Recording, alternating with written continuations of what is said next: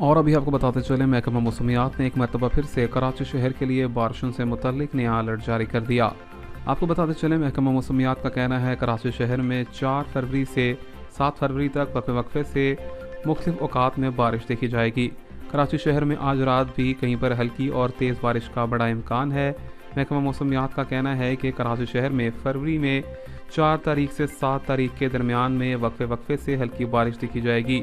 आपको बताते चलें कि कराची शहर में आज भी सुबह सवेरे बहरिया टाउन में हल्की बारिश देखी गई और आज शाम और रात के औकात में महकमा मौसमियात ने मज़ीद बारिश से मुतल्लिक नया अलर्ट जारी किया है। इसी के साथ साथ आपको बताते चलें कि कराची शहर में आइंदा आने वाले दिनों में डबल सवारी पर पाबंदी आयद कर दी गई है। बताया गया है जनरल इलेक्शन 2024 के हवाले से शहर भर में और पाकिस्तान भर के तमाम तर बड़े शहरों में डबल सवारी पर पाबंदी रहेगी।